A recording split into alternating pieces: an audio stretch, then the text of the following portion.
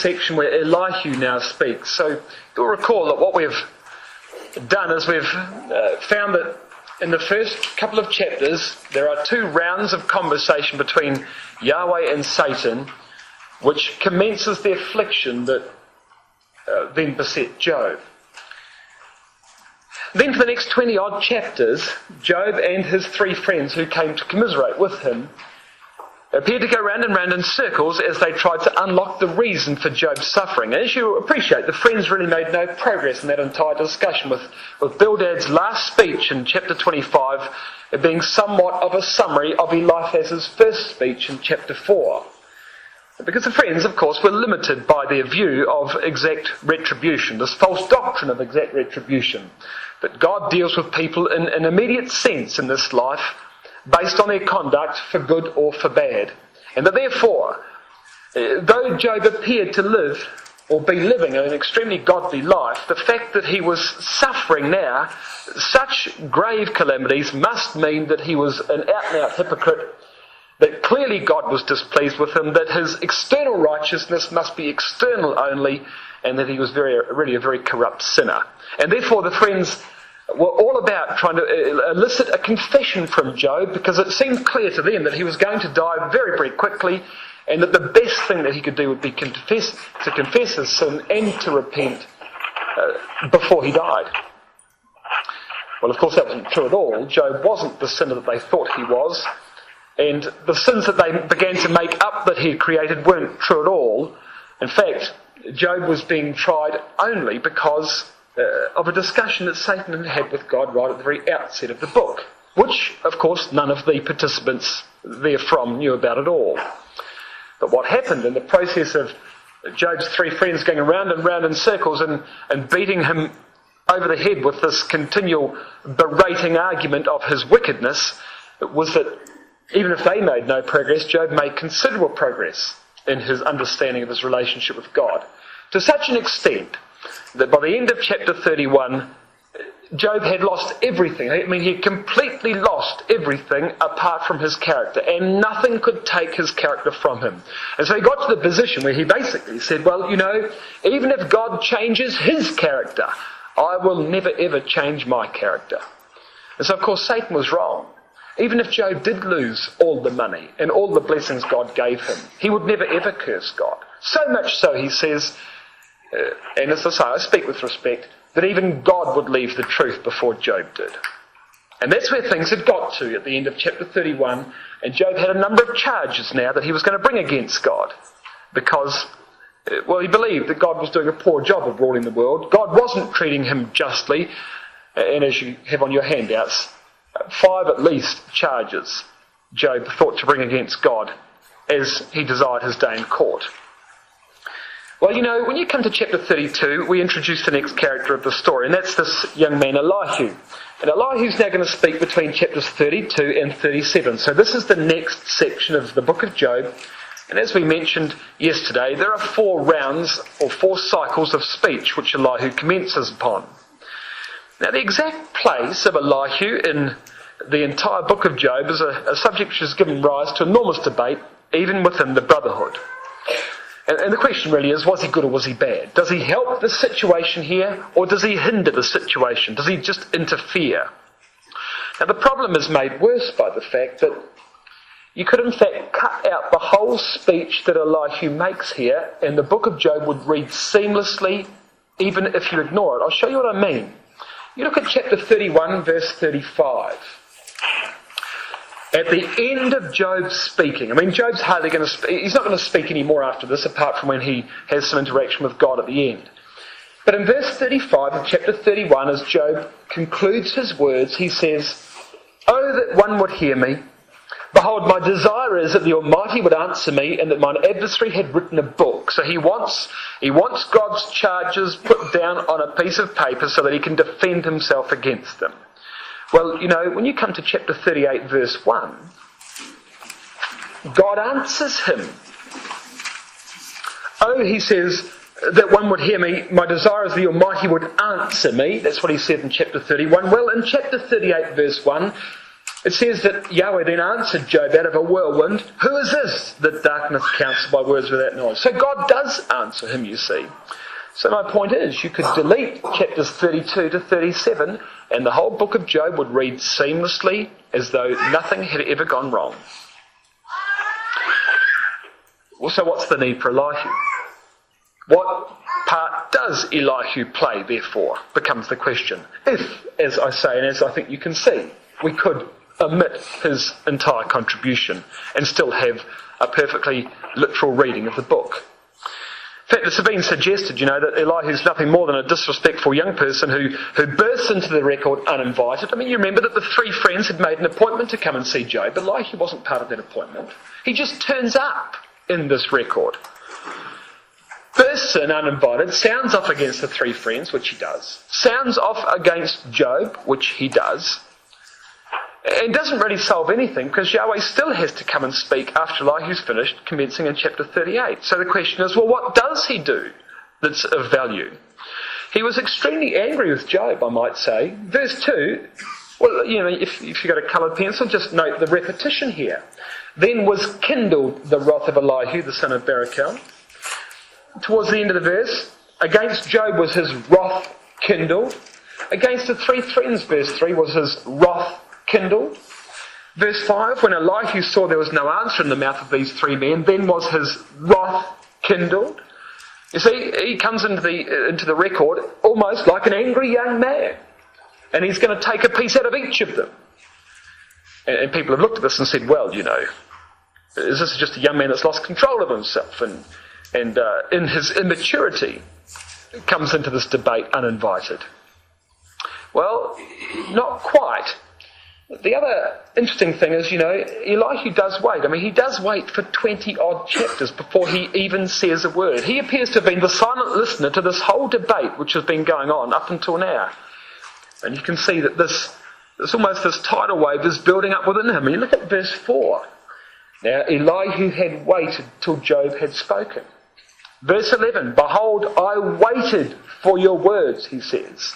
Verse 16, when I had waited, for they spake not and stood still. So he waits and he waits and he waits until everyone's spoken their piece, until Job's had his two major soliloquies, the monologues we called them. And then you get to the end of chapter 31 and the words of Job are ended and there's a break in the conversation. The three friends are standing there with their mouths open at what they've just heard Job say.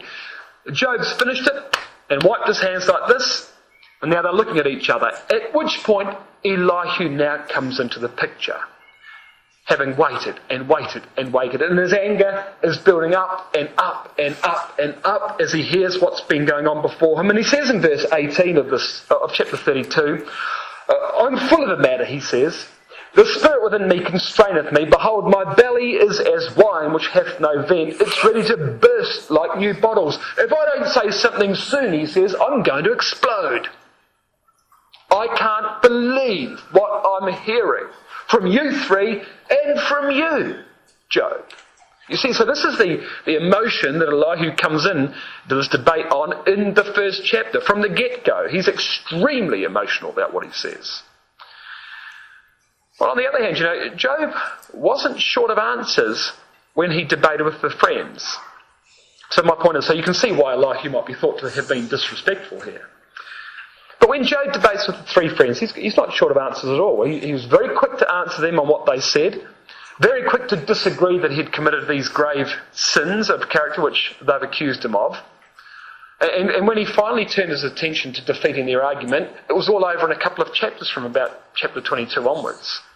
So Job, there was no shortage of words from Job when he debated with the three friends. But when Elihu starts speaking here in chapter 32, Job says nothing. And Elihu disagrees with him strongly, and Job says nothing. In fact, Elihu invites Job to speak. Come on, tell me, Job, is that what you said? Have I misinterpreted it? Have I got something wrong? Tell me, answer me, Job, I'm here for you. Silence. Not a word from Job throughout Elihu's speeches. The point is that it can't simply be that Elihu's just a disrespectful young person that contributes nothing. Job, it appears, is unable to answer Elihu. Completely unable to answer Elihu. In verse 6, it tells you here, in chapter 32, Elihu, it says, the son of Barachel the Buzite, answered and said, I am young, and ye are very old. You remember that Eliphaz was at least a generation older than Job, because he was a friend of Job's father. So there was a lot of years between the oldest of the three friends and Eliphaz himself. So he comes in and recognises the fact that he's young compared with them. Wherefore, he says, I was afraid and durst not show you mine opinion. I had to defer. Common courtesy alone requires me to defer until the older brethren have spoken. And he acknowledges that. I said, verse 7, days should speak. The older brethren should speak. Multitude of years should teach wisdom, he says. So there is respect for his seniors in the mouth of Elihu. But the problem was that the multitude of years in this case didn't speak a great deal of wisdom. They couldn't defeat Job. In fact, they'd only irritated Job and painted him into a corner and sent Job like a catapult out this way, and now Job's spoken words which are extremely ill-advised. It says in verse 8, an interesting verse which I just draw your attention to, verse 8 of chapter 32, but there is a spirit in man, and the inspiration of the Almighty giveth them understanding. Some have read this verse to suggest perhaps that Job might have been inspired. So you see, even across the brotherhood, you've got these extremes of view. That on one hand, Job's a presumptuous young person who bursts into a conversation uninvited and adds nothing. On the other end of the extreme, you've got the suggestion that that Elihu is inspired himself because of, for example, verse 8. Well, I don't think this suggests, by the way, that Job's inspired. Where it says here that the inspiration of the Almighty gives men understanding, I think it's the inspired word that gives men understanding. I don't believe that this is saying that Elihu's inspired. If Elihu was inspired, he would know the real reason for Job's suffering. He would know why this whole thing had gone on. If he was inspired, he'd be speaking directly from God, and you've got to say that there would therefore be no need for God to come in and speak separately in chapter 38. So it can't be. See, it can't be that Elihu's an angel. It can't be that Elihu's inspired. The interesting thing, however, is what I would say is Elihu comes into the record in chapter 32. He disappears from the record in chapter 37. He wasn't part of the appointment that was made in chapter 2. He isn't included with the three friends in chapter 42 when God dresses them down for their conduct. So he comes into the record silently. He disappears from the record silently, almost as if he was providentially there to inject this redirection in the argument, comes and goes without notice. It's my belief, brothers and sisters, he adds a vital piece to this argument. An extremely vital piece to this argument. In fact, I'd go so far as to suggest that if we did take a penknife and we cut the chapters of Elihu out of the book of Job, and we went from chapter 31 straight into chapter 38, then God's dealing with Job, and chapter 38 might well have been catastrophic. He might well have killed Job. Understand, Job is extremely aggressive in chapter 31. He's brought these charges against God, and he is furious in chapter 31. If when the voice comes from the whirlwind in chapter 38 to answer Job, Job had gone straight to God with the aggression he had in chapter 31, I don't think the conversation would have lasted very long. And Elihu brings some reality to this discussion, which Job cannot answer, which probably saves Job's life. So there's a lot at stake, when you start to read the words of Elihu. Well, who was he? Well, verse 1 says, chapter 32, verse 1, these three men, the friends, ceased to answer Job because he was righteous in his own eyes, and that was true. Then was kindled the wrath of Elihu, the son of Barachel the Buzite, of the kindred of Ram. Against Job was his wrath kindled because Job had justified himself rather than God. He's a Buzite, it says. In Genesis 2, in verse 21, Buz was a descendant of Nahor, the brother of Abraham. So, like the friends, Elihu was a distant relation of Job. Elihu, the name Elihu, and this is important, Elihu means God is He. God is He. And straight away that gives you a clue to Elihu's purpose. Because you see, we read in chapter 31 and verse 35, Job's desire was that the Almighty would answer him. He wanted an audience with God. And earlier in the discussion, Job had talked about how that audience might be obtained. And because Job recognised or believed earlier on that he couldn't stand and speak to God directly. He couldn't have a personal audience with God. What he needed was a mediator, an umpire, a daysman. And you read about that in chapter 9, verses 32 and 33. And why did Job need an umpire? Well, because God was too powerful for Job. God could just destroy him. He could overwhelm him in a moment. He could terrify him. And the purpose of the discussion that Job wanted to have with God was for God to tell Job what he'd done wrong. To tell Job what he had done to deserve all the suffering that he was going through. Well, you look what Elihu says here. Chapter 33, verse 6. Well, he says to Job, God is he, right? Well, he says, behold, I am according to thy wish in God's stead. But I also am formed out of the clay. You wanted somebody, Job, to represent your case to God or God's case to you. Well, I'm going to stand here and do it for you. Elihu means God is he. And you can see where this is going, brothers and sisters. He says, I am according to thy wish in God's stead, but I'm also formed out of the clay. You might like to take a note. Matthew 1 verse 23. Behold, a virgin shall be with child and shall bring forth a son. They shall call his name Emmanuel, which being interpreted is God with us. I am according to thy wish in God's stead. He's going to represent God to man, you see. But I also am formed out of the clay. Hebrews 2 verse 14.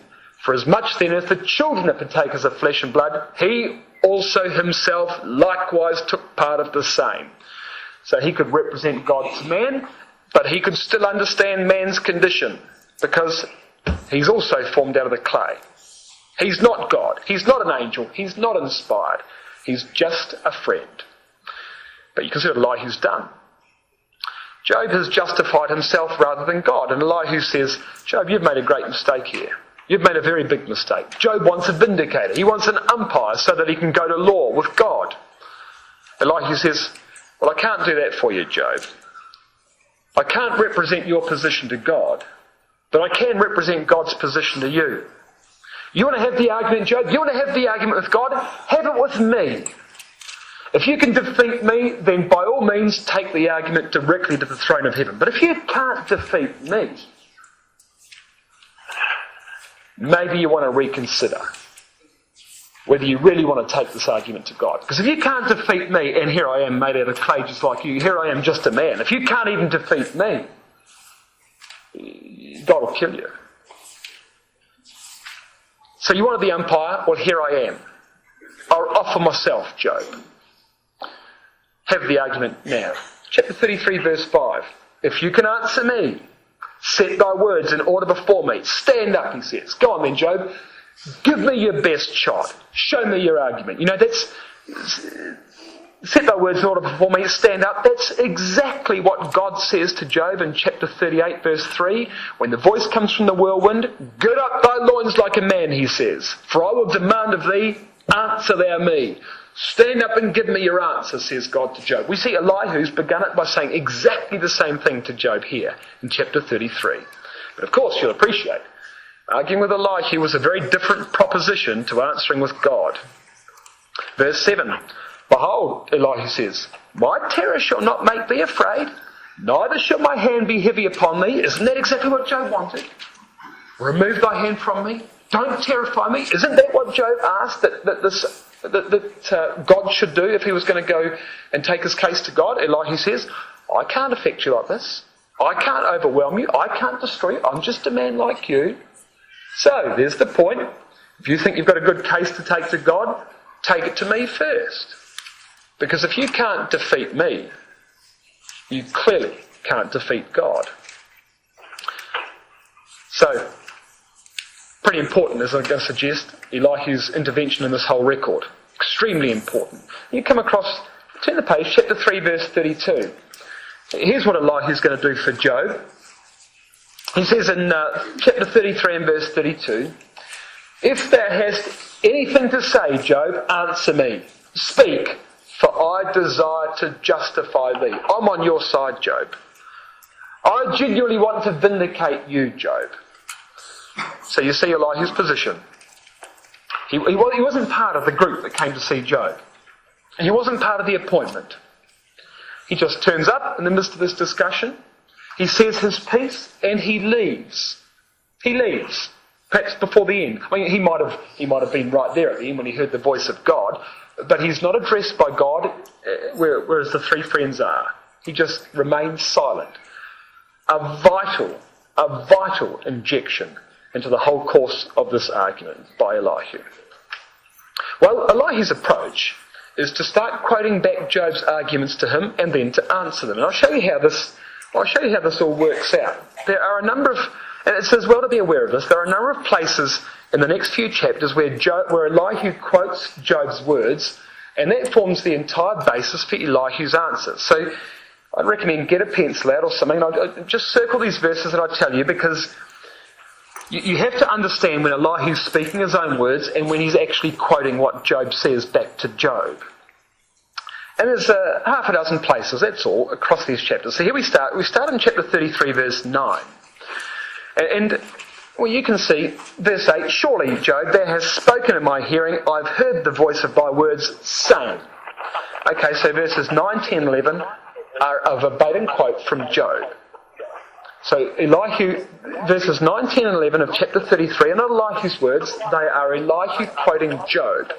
And the point is that what Elihu says in verses 9 to 11 is the basis for what he answers, you see.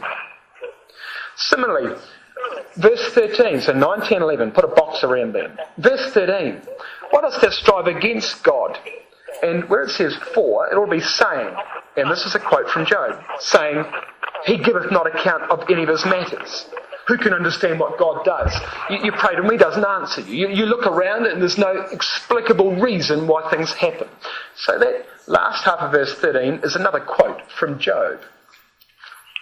Chapter 34, verse 5, "For Job had said," verses 5 and 6, a quote from Job. Verse 9 of chapter 34, "For he had said, it profiteth a man nothing that he should delight himself with God." There's another quote from Job. So you see, it's as well to understand where Elihu's speaking his own opinion and when he's quoting Job. Finally, chapter 35, verse 2, "Thinkest thou this to be right, that thou saidst," and here's the quote, "My righteousness is more than God's. For thou saidst," verse 3, "what advantage is it to thee?" So verses 2 and 3, he's quoting Job. And finally, verse 14, chapter 35, verse 14. "Although thou sayest, thou shalt not see him," so forth. There's the final quote from Job. So you can see, Elihu's simply quoting what Job said back to Job and then saying, "And this is how I would answer you. I'm not going to answer you like the friends answered you. I'm not going to copy their argument. I don't agree with their argument. But this is what I think you should think about, based on what you've said." And Elihu, by the way, believes that Job has sinned. I mean, the three friends believed he had sinned, but the three friends say that Job has sinned historical sins of hypocrisy which he's committed, which they're trying to get a confession from. When Elihu talks about Job's sin, he only refers to Job's sin in the debate. Job's sinned by making himself more righteous than God. He doesn't believe Job's committing these secret sins all through his life. He's going to say that you have sinned, Job, in the discussion in the last few hours. That's the sin I want to talk about. The rest, no, I don't believe you're the hypocrite that the friends say you are. You see, he's very, very much more level-headed than all the rest. Well, okay, he begins here, chapter 33, verse 8. There are 4 speeches. Chapter 32 is the introduction, but 33 is his first speech, 34 is the second speech, 35 is the third speech, and chapters 36 and 37 together are the 4 speeches of Elihu. So here's the first speech, chapter 33. Verse 8, "Surely, Job, Thou hast spoken in mine hearing, and I've heard the voice of thy words, saying, I'm clean without transgression, I'm innocent, neither is there iniquity in me. Behold, God finds occasions against me, he counteth me for his enemy, he putteth my feet in the stocks, he marketh all my paths. Now what you find is that Elihu quotes Job, he quotes him here, he quotes him elsewhere, as we've said. Not always does Elihu get it right, and this is one of the other points that proves Elihu's not inspired. Sometimes he does overstate what Job says. Sometimes he does, he's interpreted what Job says and put his own meaning on it, and sometimes he gets a little bit wrong. Job doesn't always say exactly what Elihu quotes back, but Elihu gets the general gist of Job's argument absolutely right. But my point is, the fact that he makes some small mistakes means that he's not inspired. But his argument is basically sound. Well, here's Job's major point. He's suffering in these few verses we just read. He's suffering, but he's done nothing to deserve it. Not that Job thinks he's sinless, but that he's forgiven. So when he says here, Job says he believes he's clean without transgression and innocent, Job knows, of course, that he sins, but if he's forgiven, then he's made clean, of course. His major issue is that his suffering is out of all proportion to any sins that he might have done. And what's more, verse 13, God gives no account of his matters. God won't answer me. At least in this life, he doesn't talk to men. So you can never even find out what God's will is with you and what he might be punishing you for if that's the case. Well, says Elihu, let's talk about how man communicates with God. There are three ways in which God communicates with man. Verse 14. For God speaketh once, yea, twice, yet man perceives it not. So he says there are two ways in which God speaks to man. And when you turn the page to chapter 33, verse 29, you'll find that he says, Lo, all these things worketh God oftentimes with men. And you see your margin there for oftentimes, twice and thrice. And so what Elihu does in chapter 33 is he explains the three ways that God communicates with man. And here's the first one, verse 15. In dreams, in a vision of the night, when deep sleep falleth upon men, and slumberings upon the bed. So, the first way God communicates with man is he gives him visions. That happens, Job. God actually does communicate with man. The creation and God's rule of creation is not a complete mystery at all. He does tell men, certain men, what he's doing. That's the first way. Here's the second way God communicates with man. Verse 19. Man is chastened also with pain upon his bed, and the multitude of his bones with strong pain. Now, Elihu's going to make this a method of communication. You say, where's the communication? Elihu's point, and I'll come to this in a subsequent chapter where Elihu explains it in detail. God communicates with man through suffering. Now, this is a brand new point in the debate. No one's ever said this in the discussion. God's voice is heard in the providential experiences of life. That's Elihu's point. Job couldn't help to see himself in this, because look, Elihu goes on, so that a man's life abhorreth bread, his soul dainty meat, his flesh is consumed away. These are words that directly apply to Job. So Elihu says God communicates in visions. Well, everyone knew that. God communicates through providential experience of life. It might be suffering, it might be other things. That's a brand new point. That's Elihu's second point. And the third way, he says, that God communicates with man is by messengers, verse 23. If there be a messenger with man, an interpreter, one among 1,000 to show unto man God's uprightness. Now you notice I changed a couple of words here. It's difficult to understand verse 23. When Scripture just uses the word his, you've got to figure out whether the his is a person, whether it's God. And I think that's the correct understanding. Is if there be a messenger with him, that is with man, an interpreter, one among 1,000 to show unto man his, that is God's uprightness. God sends mediators. God sends messengers to man to represent God. And this is the place that Elihu fulfills in Job's life at this point in time. He's going to represent God's character to Job. And he's going to offer Job the opportunity to debate with him. And if Job can't beat him, then he better not try and debate with God, you see. And this, of course, is what sets Elihu apart from the friends. 1 among 1,000, he makes the point here. This is an extremely unique man that God sends to man, who is an interpreter, who can explain God's character to man. That's his point. Who can interpret Scripture for man. In verse 24, the messenger will be gracious to man, this messenger, and this messenger will say to God, deliver man from the pit, because I've found a ransom, an atonement. So this messenger will come and speak atonement for man. What's the point? Well, the simple doctrinal point that Elihu makes here is in verse 24, deliverance is on the basis of the ransom. Or as your margin says, the atonement. Deliverance from death comes on the basis of atonement. And verse 28, verse 27, 28, atonement comes on the basis of confession. Verse 27 says, God looks upon men, and if any man says, I've sinned and perverted that which is right, and it profited me not, then God will deliver his soul from going down to the pit. So the minute a man confesses that God's right and he's wrong, atonement can take place. And this, Elihu says, God sends messengers to men.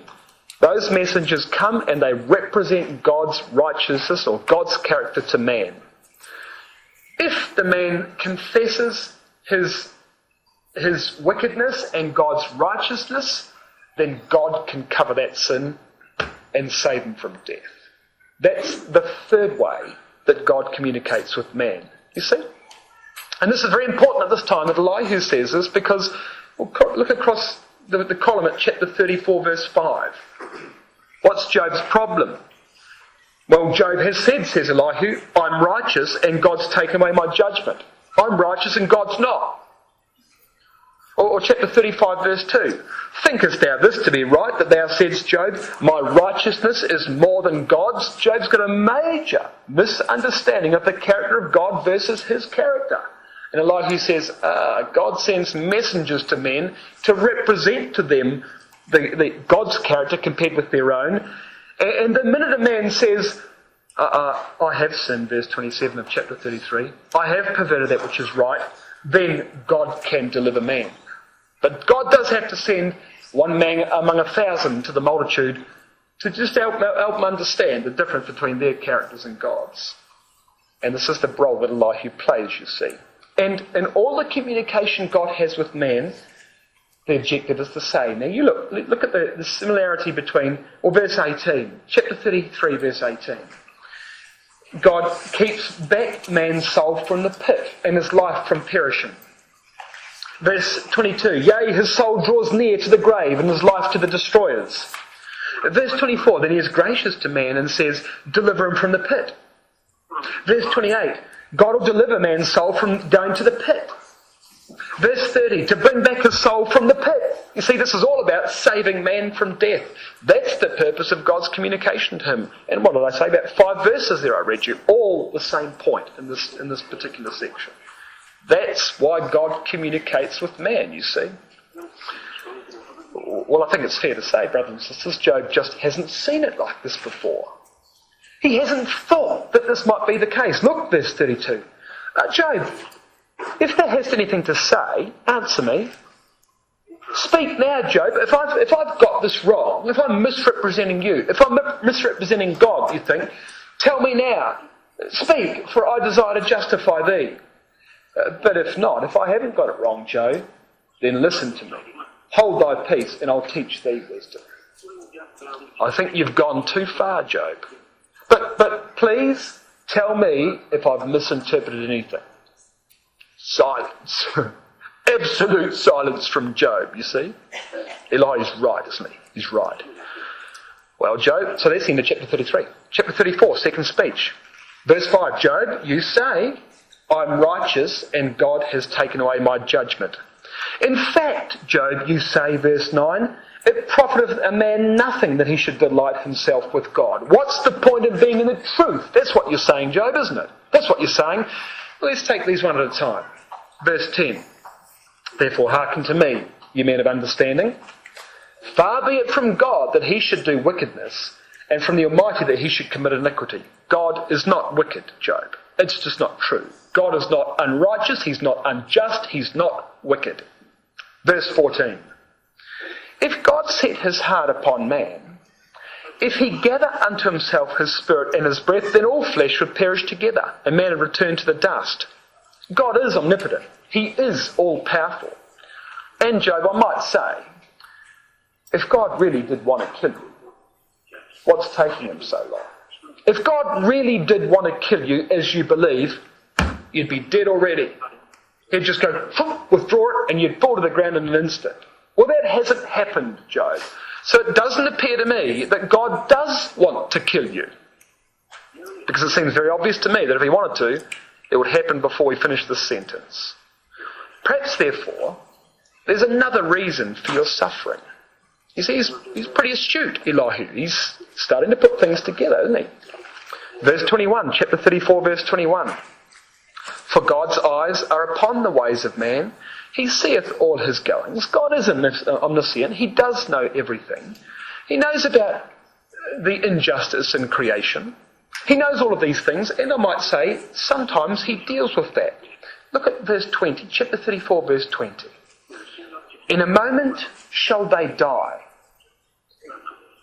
and the people shall be troubled at midnight, and pass away, and the mighty shall be taken away without hand. Look around, Job. Just cast your mind back across history. Don't you find it strange that sometimes unexpected things happen, unbelievable things happen, and people who are in high positions all of a sudden die? They just get taken out of the way because God is trying to change the direction of his creation. It happens to the least expected person at the least expected time, but major things change.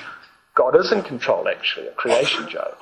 He might not be controlling it like you want, but there's no question he's in control of creation, because look at the obvious providential things that happen around us. Verse 31, chapter 34, verse 31. Surely it is meet to be said unto God, that is to say, the right response to God is, I have borne chastisement, I will not offend any more. Humble yourself, Job. That which I see not, verse 32, teach thou me. If I have done iniquity, I will do no more. Isn't that what you should be saying, Job? Don't accuse God of injustice, Job. Humble yourself before God. But understand this.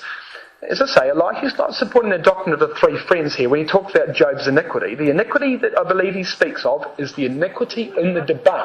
Job's allegations, Job's accusations against God, of God's injustice and so forth. That's Job's iniquity, not any of this nonsense about secret sins. Chastening is a means of communication from God, not just punishment. In fact, verse 36, my desire is that Job may be tried unto the end because of his answers for wicked men, or as it should be, because of his answers like a wicked man. Job, until you learn your right place with God, I can't see any reason for the suffering to stop.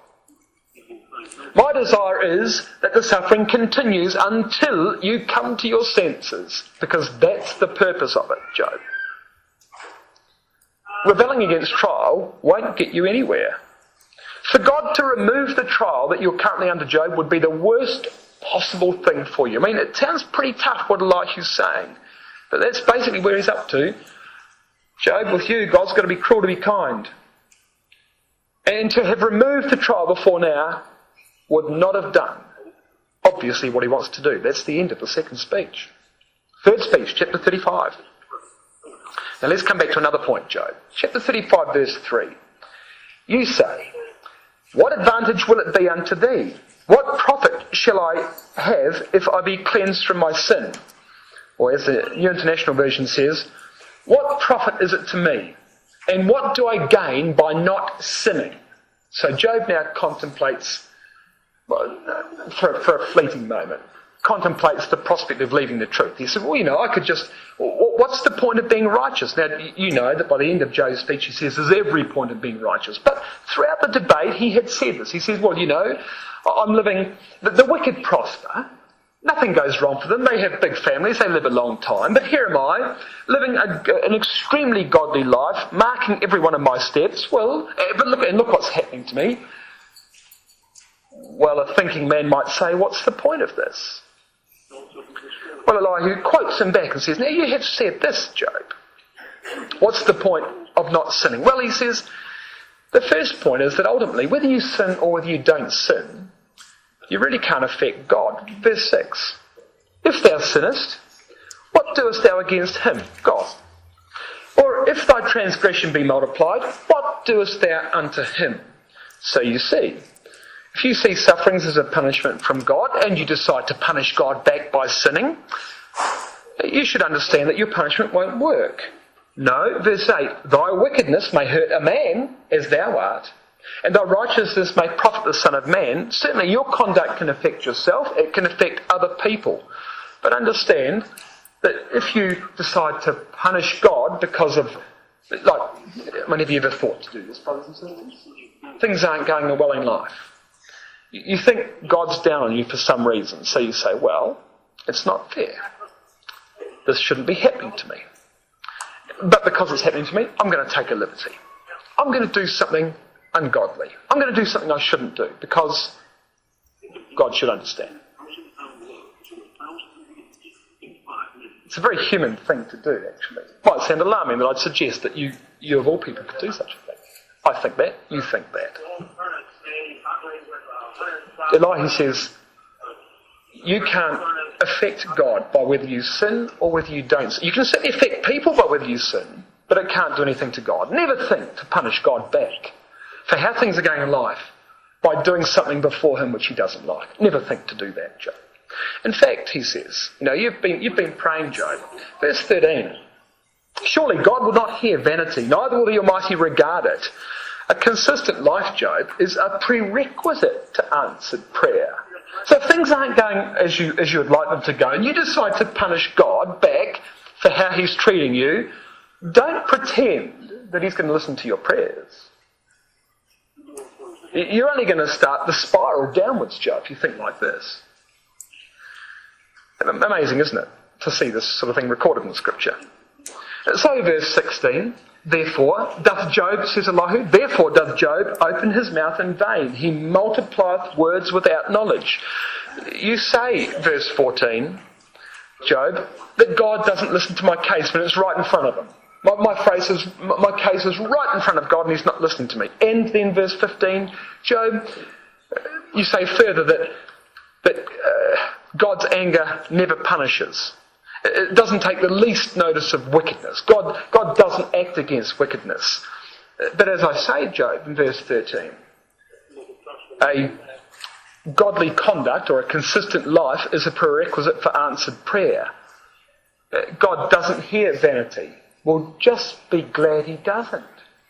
Because if God did answer your prayer in the frame of mind you're in now, he might punish you even more. Just be glad God doesn't answer the prayer of inconsistent people. Change your life, Job, and then re-approach God in prayer. End of the fourth speech, chapter 36. You see, this is an extremely astute argument from Elihu. Now, Job, let's talk about the chastening of God. Let's talk about this whole suffering thing. Chapter 36, verse 7. Look at this, brothers and sisters. This is most interesting. 36, verse 7. God withdraweth not his eyes from the righteous, but with kings are they on the throne. Yea, he doth establish them for ever. They are exalted. And if they be bound in fetters and be holden in cords of affliction, then God showeth them their work and their transgressions that they have exceeded. He openeth also their ear to discipline, and commandeth that they return from iniquity. What is that saying? Verse 7. Point 1, the righteous are kings with God. He doesn't oppress them, he exalts them. That's how God views the righteous. Verse 9, when things go wrong for us, we examine our lives very carefully. That's what happens to us. When the chips are down for all of us, We examine our lives very carefully. And often the first question we ask is, what have I done to deserve that? Well, that's a fair enough question. Exact retribution isn't true, but that's probably not an unhealthy question to ask, because you could ask that question every day. Verse 10, then we listen to God. When things go bad, we listen to God. Look at verse 15. God delivers the poor in his affliction. He openeth their ears in oppression. Be honest. When do you offer your best prayers? When things are going well? Or when things are going not so well? And imagine, you know the answer to that. Imagine your prayers were getting a bit lackluster. Imagine you weren't praying as conscientiously as you should be. And God says, I want to hear more from you. What should he do?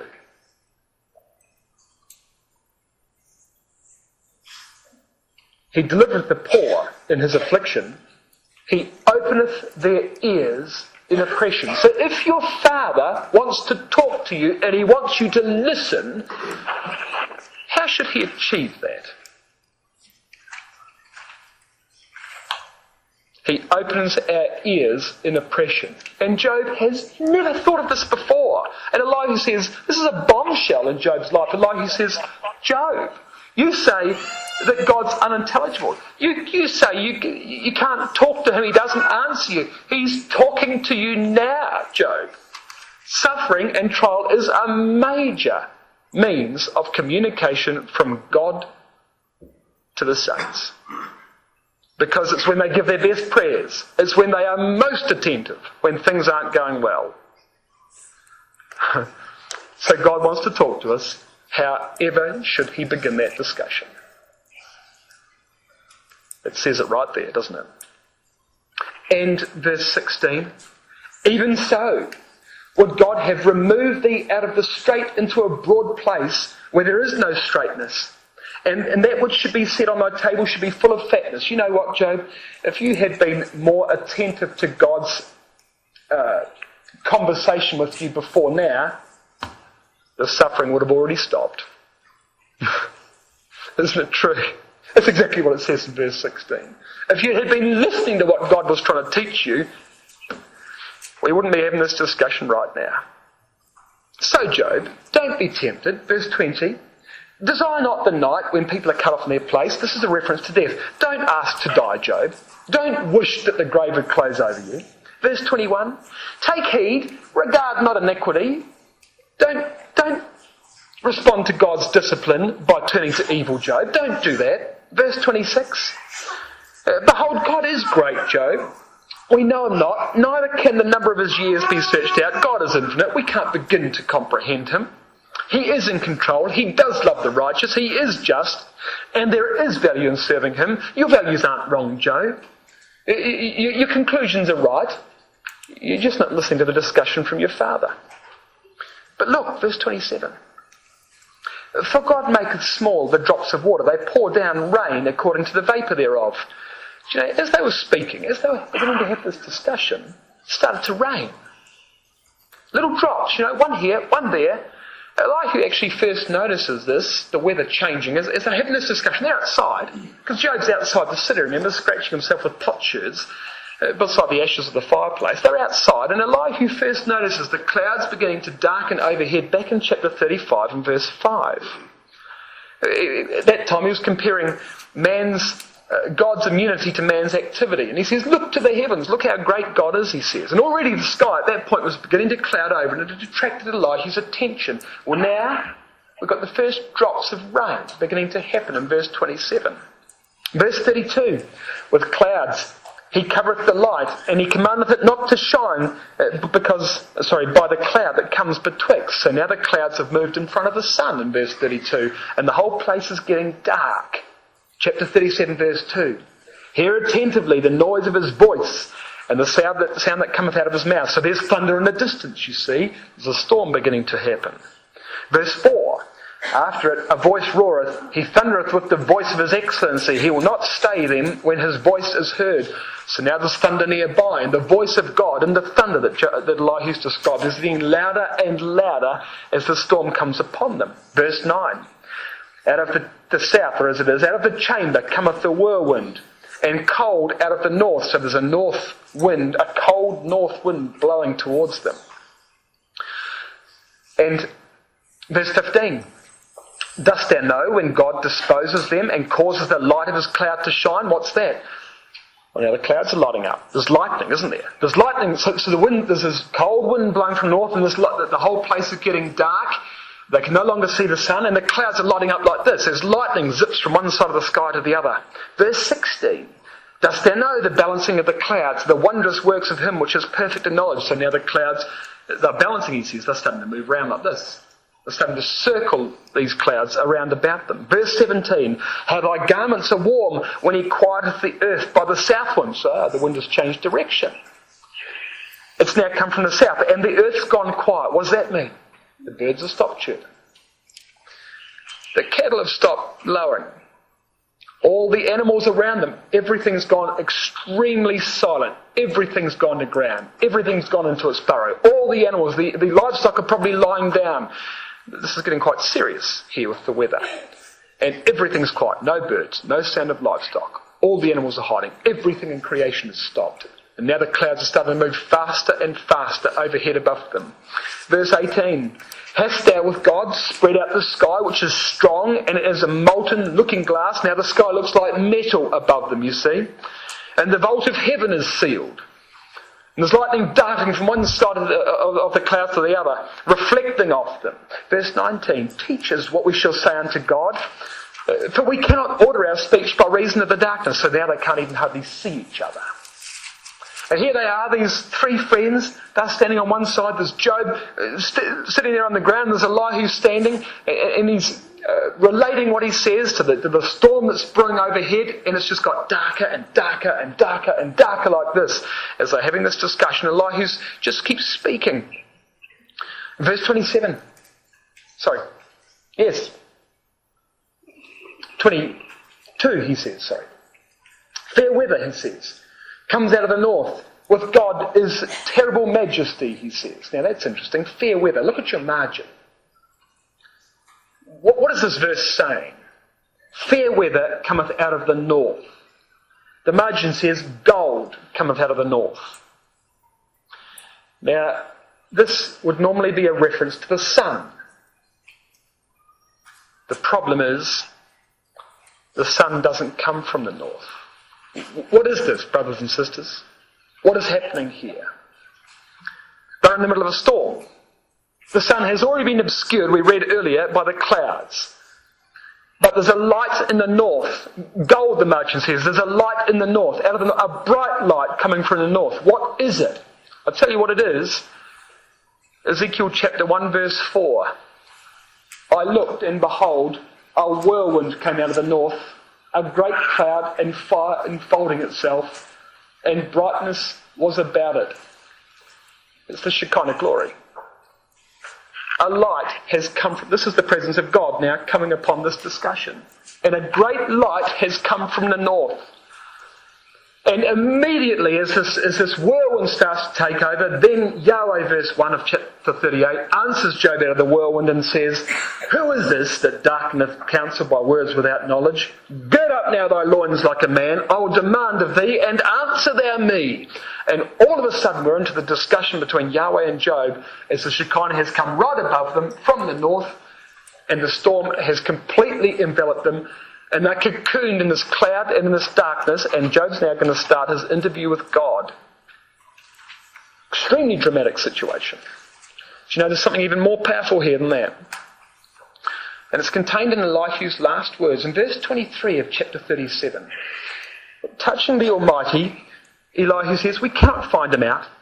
He's excellent in power and in judgment and in plenty of justice. He will not afflict. Now, Elihu probably can see, as he sees the shining in the north, he probably realises what it is.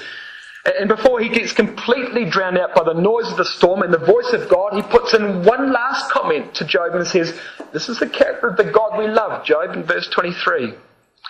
You might like to take a note. Lamentations 3, verses 32 and 33 says this, but though he cause grief, yet will he have compassion to the multitude of his mercies. For he doth not afflict willingly, nor grieve the children of men. It doesn't give God pleasure to see his children suffer. But it's a necessary discipline for kings, brothers and sisters. Alright, so here's the final question. Why do you suppose God appears to Job in a whirlwind? Do you think it's to demonstrate God's majesty? Perhaps it's so that all other external influences are removed and they're cocooned in this cloud and in this darkness, and they can have a very attentive discussion with God.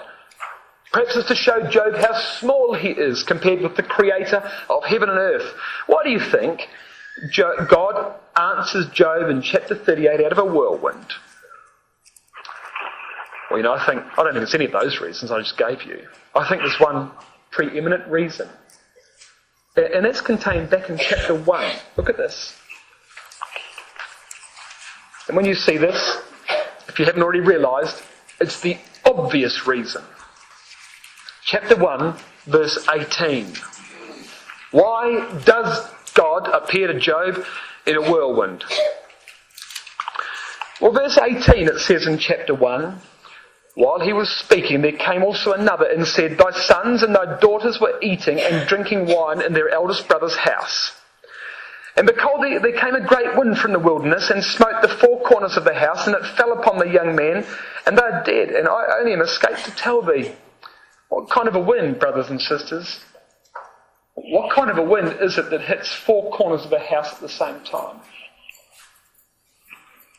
It's a wind from the north, south, east and west, isn't it? What kind of a wind is that? It's a whirlwind. It's a whirlwind. You see what Job thought? You see what God thought? God knew what really hurt Job in all of these sufferings, didn't he? It was his children. And who was the God, brothers and sisters, that Job really wanted to talk to about the suffering he was going through? It wasn't just the God of creation. It was the God of the whirlwind. It was the God that killed his children. Isn't that the God that Job wanted to talk to? And so in chapter 38, in comes this Shekinah, this great storm builds up, and Elihu notices the drops of rain coming down and the clouds swirling around, and it goes. The wind comes from the north, the wind comes from the south. It's obviously changing direction. The clouds are circling. The darkness overshadows them. The whirlwind comes above them, and God speaks from the whirlwind, because that's the God that Job wanted to talk to. The God that killed his children in a whirlwind. That's the very God that he wanted to talk to. You see, Job's position was, you can have the business, you can have the money, you can have everything. Why'd you have to kill my children? Isn't that right? Isn't that really the issue for Job? But Job now understands something. He understands that suffering comes for all sorts of reasons. He wasn't suffering because he had sinned. His children didn't die because they had sinned. That God is righteous. That he does have the best interest of his servants at heart. And Job has now had a mediator which has prepared him for God, which has represented God's character to him and could show him God's righteousness. So now he's going to go into this debate, and he understands something about God which he hadn't considered before. I don't say he didn't understand it before. He hadn't considered it in the extremity of his affliction before. Well, let's finish. I'm looking at my clock. So let's finish Romans chapter 8. Well, how did we take that to the emblems, brothers and sisters? Well, isn't this the way? Romans chapter 8. In these last words, Job was a very bitter man about losing his children. He never said it, but I think the whirlwind proves it. Because there were many ways that God could have spoken to Job at the end. But in this story, there is something that Job could never know, but which we all know, and it's this. God never asked Job to endure anything that he wouldn't endure himself. And here it is in Romans chapter 8 and verse 31. What shall we then say to these things? If God be for us, who can be against us? He that spared not his own son, but delivered him up for us all, how shall he not with him also freely give us all things? That's the God of the whirlwind, you see. Job lost his children. God lost his son. At least in Job's case, the children died without suffering. That wasn't true of God's son. But God raised his son. And I believe the inference from Job 42 is that he will also raise Job's children. Job will see his seed. He will see his children again. But of course, in the death of God's son, brothers and sisters, we, with Job, can all have life.